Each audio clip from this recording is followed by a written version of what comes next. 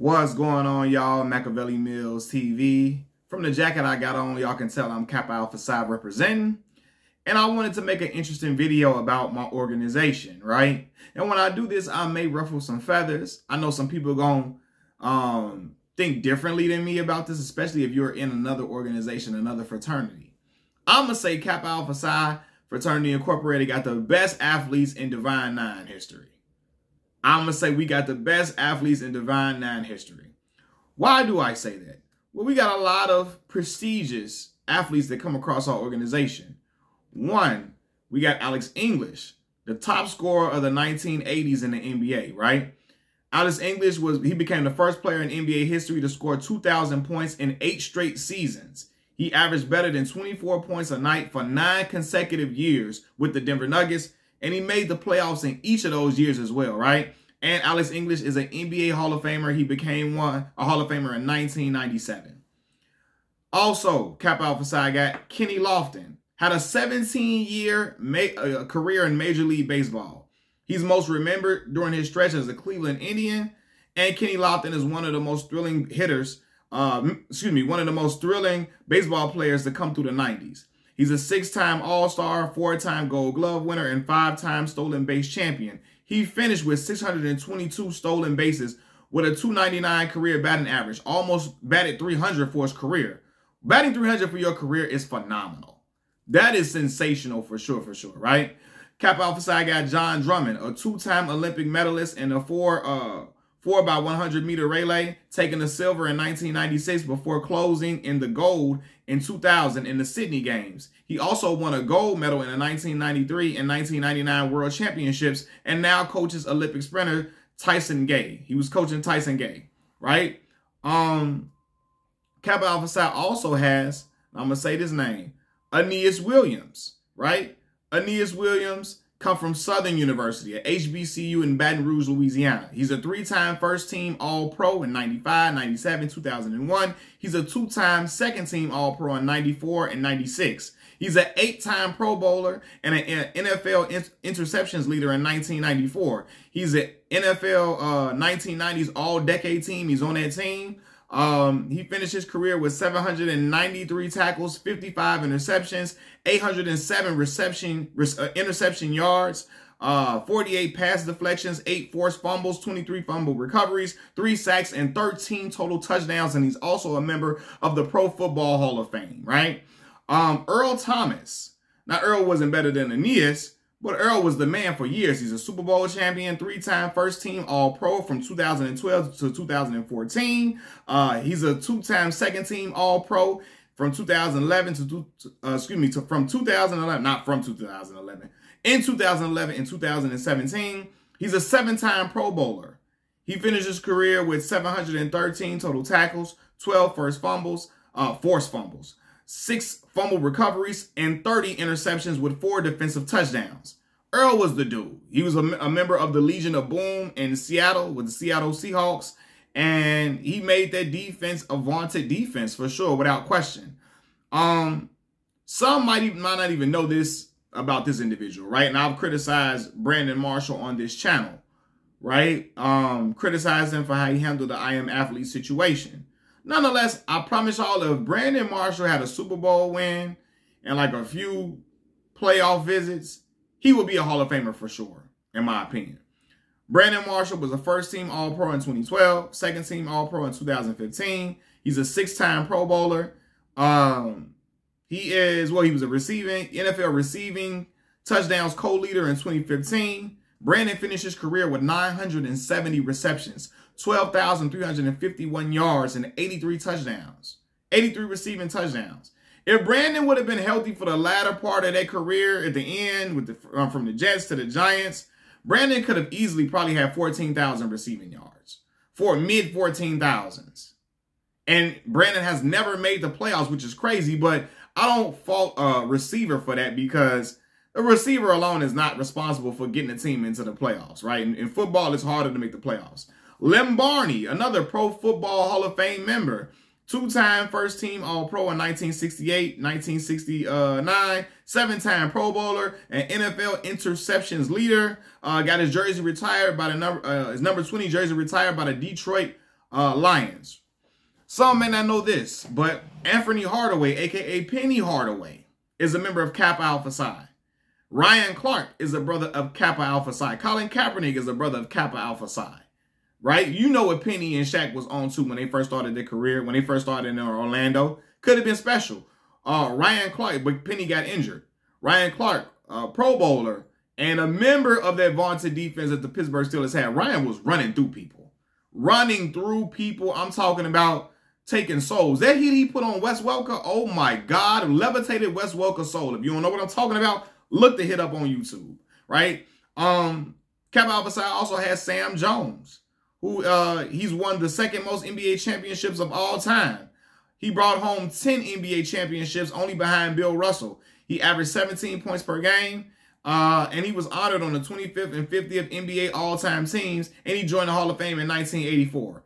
Gale Sayers, a member of my Chicago Bears, a member of the Pro Football Hall of Fame. Gale Sayers had 22 touchdowns as a rookie for the Chicago Bears, right? The 6 he scored in a single game are tied for the best day in league history. He has 6 touchdowns in one single game, right? Injuries shortened his career because he only played 7 seasons, but Gale Sayers was an absolute beast, and he still was a Hall of Fame player from playing only 7 seasons. Now, the basketball, Kappa Alpha Psi got the basketball holy trinity. Oscar Robertson, Bill Russell, Wilt Chamberlain. Oscar Robertson was the first player, the big O, first player to average a triple-double for a season. Russell Westbrook followed that up and did it a few seasons, like a couple of seasons after. He did like for like 2 seasons or 3 seasons, Russ might have done that. But getting a triple-double back then was extremely hard. I mean, it's still hard to this day for sure, but it was extremely hard back then. Oscar Robertson had 5 seasons of averaging at least 30 points and 10 assists. You know what I mean? Off the court, he challenged the NBA's contract structure and led the beginning of open market free agency. But the Big O was an NBA champion, won a championship in Milwaukee with Kareem Abdul-Jabbar. Arthur Ashe. Arthur Ashe is if you don't know, Arthur Ashe won 3 Grand Slam titles, became the only African-American winner of Wimbledon, and then he won the French Open, Australia Open. During this time, he was an advocate for of social causes and led protests for Haitian and South African causes. Unfortunately, he contracted the HIV virus due to a blood transfusion, and it ended his life early. But he was a champion on the tennis court. He was as much a champion off of it as he was on the tennis court. Wilt Chamberlain, right? Now, Wilt lives up to the Kappa Alpha Psi name in more ways than one. If you know what I'm talking about, his off-the-court numbers were allegedly outstanding, okay? He is the most prolific scorer in NBA history. Had a game where he scored 100 points in a game, the most points in an NBA game ever, right? He averaged 50 for a season with 27 rebounds that year, right? Now, and then I don't even know, was blocks a statistic at that point when he started his career? I can't even imagine the blocks he had. He even led the league in assists one time, right? All in all, Wilt Chamberlain, aka the Big Dipper, owns 72 different records, on-court records. And again, he got another famous off-court record as well. Wilt Chamberlain from the Mu chapter at Kansas. I should have been saying these brothers' chapters that they are part of. We're part of what Kappa Alpha Psi chapter they're part of. Bill Russell, the most winningest player in NBA history. A 2-time NCAA champion at the University of San Francisco. Right? He's an Olympic gold medalist, and he was a centerpiece of the Boston Celtics dynasty, right? Which has now Bill Russell's legend is immortal. He's recently passed on. When Bill Russell passed away? Was it last year or this year? I forget, right? But in 13 seasons, he won 11 titles, 5 MVPs, and made 12 All-Star game appearances. In Game 7s, Bill Russell was a perfect 10-0. He's widely considered as the greatest defensive presence in NBA history, from the blocks, the rebounds, making guys alter their shots. And he never averaged lower than 19 rebounds a game. I repeat, he never averaged lower than 19 points per game. That's sensational, bro. Like, what? What are we, like, come on, man. What are we talking about here, man? Like this, that is iconic as it is. That's iconic within itself. We had some other individuals contribute to the sporting world. We had they weren't athletes. I made it an athletic video. Well, Kerry Kittles, Kerry was the man at Villanova, and I believe Kerry went lottery. Right now, he became a role player in his career, but he was a spot up shooter for sure, right? And he was a key contributor to the New Jersey Nets teams that went to the finals, although they never won the finals, right? Mike Tomlin, he's not not an athlete, but he's a coach. Youngest head coach to lead his team to a Super Bowl victory. Has the most wins by an African-American head coach in NFL history. We also have John Chaney, right? Go to John Chaney right quick and read y'all. John Chaney, what he had, he won over 70% of the games he coached and finished with 741 total victories. And he has 5 Elite 8 appearances and 6 Atlantic 10 conference titles. And he was inducted into the National Basketball Hall of Fame in 2001. I feel like I'm missing someone from off of this list when it comes to basketball. Let me see here. Let's see. I feel like I'm missing somebody off of this list. Maybe I'm not. Maybe I'm tripping. Yeah, I said out as English already. But yeah, young Taylor Horton Tucker. Now THT just starting his career, but he won a championship in his first year. With the Lakers. He wasn't the man on the team. We got a talented future ahead of him. Allan Houston. How the heck did I forget the Tennessee touch? Allan Houston, man. What? Allan Houston was the dude, man. Let me look up Allan Houston numbers, man. Where's Allan Houston? There you go. Allan Houston. Let me look up my man's numbers. Yeah, man. Allan was nice in New York. For New York, during his time in New York, he started 14 a game first year, 18 a game second year, 16, 19 a game, 20, 22 a game, 18 a game. Allan Houston was the dude.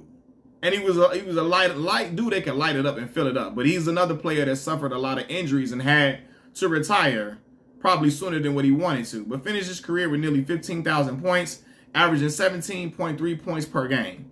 So with all of those individuals I named, I feel like my fraternity, Kappa Alpha Psi, has the greatest athletes to come through.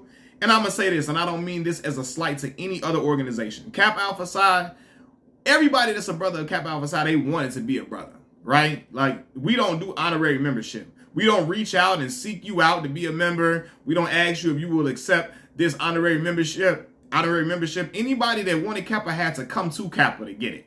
You hear me? So it's different. We ain't out here just handing out, and again, I'm not trying to throw shade. We ain't just handing out memberships to people that's historic and just trying to and asking them to come join. No, man. These brothers really came in and were initiated into the fraternity, and wanted to come in and wanted to be in this bond. That is a beautiful bond. Beautiful bond for sure. But yeah, man. So I think that counts for something. All the brothers that we got, these brothers that came to the fold, came to the bond, and like, listen, they came and said they wanted to be a brother, and they stood on them principles. And they got to count for something, because a lot of organizations that got people in there, and a lot of them brothers are honorary members. They probably weren't even thinking about the organization till the organization reached out to them. Everybody in Kappa Alpha Psi was thinking about Kappa Alpha Psi, dreaming about Kappa Alpha Psi. You hear me? Machiavelli Mills TV, I'm out. Peace.